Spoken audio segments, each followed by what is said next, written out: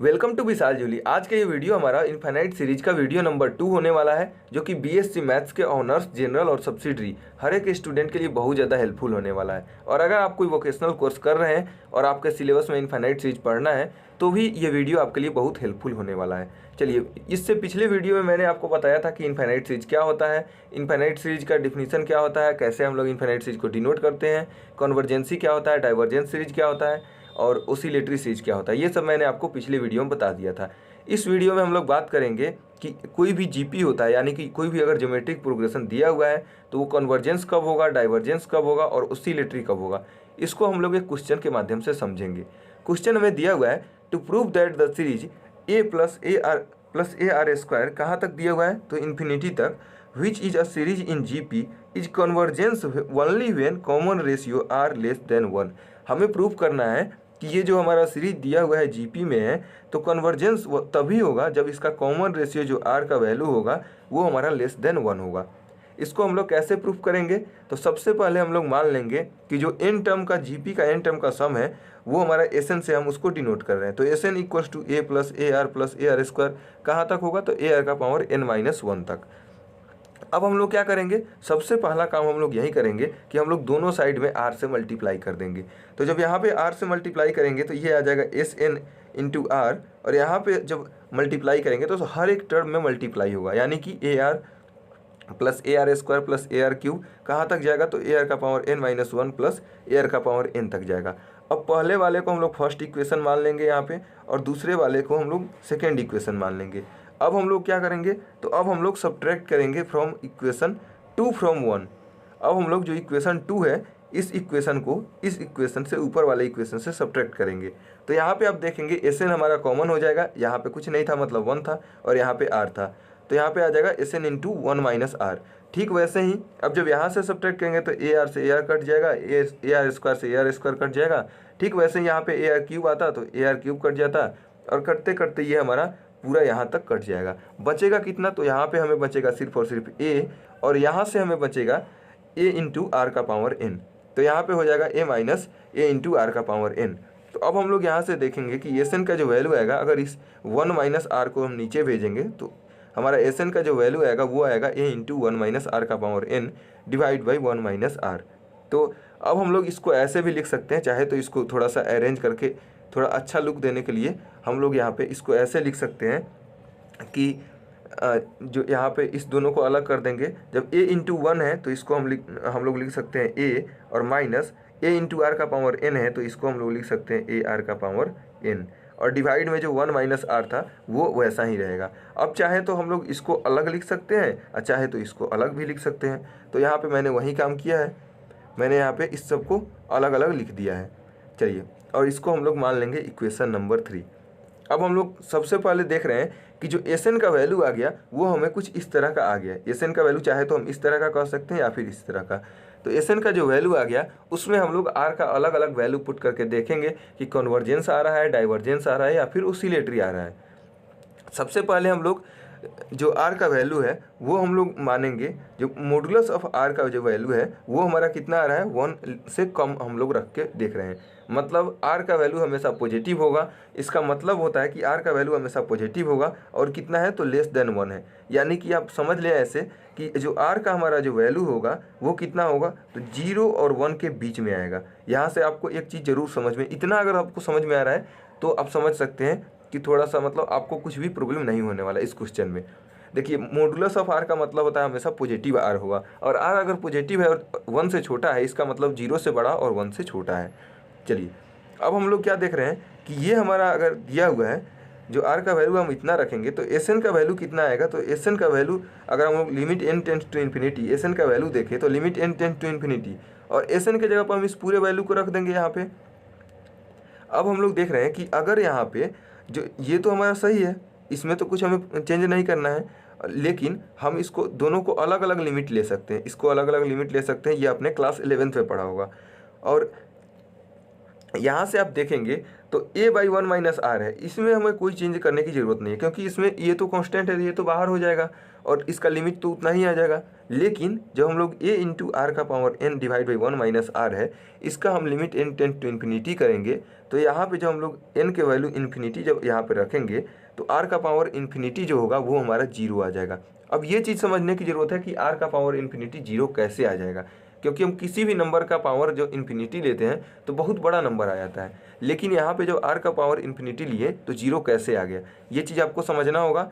देखिए मान लीजिए r तो हमें वैल्यू दिया हुआ है यहाँ से 0 से लेकर 1 के बीच में, तो यहाँ पे अगर आप समझेंगे, अगर हम लोग r का वैल्यू 1/2 पुट कर रहे हैं तो 1/2 का पावर जो 1 होगा वो कितना होगा, वो हमारा 1/2 होगा। वैसे ही अगर 1/2 का पावर यहाँ पे आप देखेंगे, अगर हम लोग यहाँ से 1/2 का पावर अगर 2 ले ले तो ये आ जाएगा 1/4। फिर अगर हम लोग 1/2 का पावर 3 ले ले तो ये कितना आ जाएगा, ये हमारा आ जाएगा 1/8। तो यहाँ से आप देख रहे हैं कि इसका वैल्यू हमेशा डिक्रीज करते जा रहा है, जितना हम पावर इसका बढ़ाते जा रहे हैं उसका उतना इसका वैल्यू डिक्रीज करते जा रहा है। तो एक टाइम ऐसा ज़रूर आएगा जब हम लोग पावर इन्फिनिटी कर देंगे तो इसका वैल्यू घटते घटते इतना कम हो जाएगा कि वो जीरो के बराबर हो जाएगा, इसीलिए हमने यहाँ पे इसका वैल्यू यहाँ पे जीरो रखा है। चलिए उसके बाद हम लोग यहाँ पे देख रहे हैं कि ये जो हमारा वैल्यू आ गया s n limit n tend to infinity, s n का वैल्यू ये हमारा आ गया a by one minus r, और जो कि हमारा क्या है तो फाइनाइट है, जो कि हमारा है फाइनाइट और यूनिक है, मतलब कोई एक ही वैल्यू आ रहा है। तो इसीलिए हम कह सकते हैं कि ये जो हमारा समेसन ऑफ एक a इंटू आर का पावर n है ये हमारा कन्वर्जेंट है, और इसका जो सम आएगा तो हम जानते हैं कि limit n tend to infinity s n का जो वैल्यू आता है वही हमारा इसका सम आता है, तो इसका सम आ गया a by one minus r. चलिए इसके बाद हम लोग देखेंगे कि अलग इसके बाद कि दूसरा वैल्यू हम लोग रखेंगे तो कितना वैल्यू आ रहा है। तो यहाँ पे तो आप देख लिए कि हाँ जब 0 से लेकर 1 के बीच में रहेगा तो ये कन्वर्जेंट होगा। अब हम लोग समझेंगे कि जब हमारा जो r का वैल्यू होगा वो 1 होगा तब क्या होगा। जब r का वैल्यू 1 होगा तो हम देखेंगे कि ये जो सीरीज दिया हुआ था, सीरीज हमारा कुछ इस तरह से दिया हुआ था a plus a r plus a r square plus ऐसे कुछ दिया हुआ था। तो यहाँ से हम देखेंगे जब हम यहाँ पे वैल्यू इसका पुट करेंगे r इक्वल्स टू 1 तो ये तो हमारा a हो जाएगा, ये भी हमारा a हो जाएगा, ये भी हमारा a होगा और n टाइम्स तक जाएगा, तो इसको हम क्या बोलेंगे a इंटू एन बोलेंगे, ये हमारा आ जाएगा an। तो हम यहाँ पे देखेंगे limit n tend to infinity s n का जो वैल्यू होगा वो कितना होगा, तो limit n tend to infinity s n की जगह पर हम a n रखेंगे। तो यहाँ से हमारा a तो कांस्टेंट है, ये तो बाहर आ जाएगा, लेकिन n का वैल्यू जब हम रखेंगे n टेंड टू इन्फिनिटी तो ये हमारा इन्फिनिटी आ जाएगा।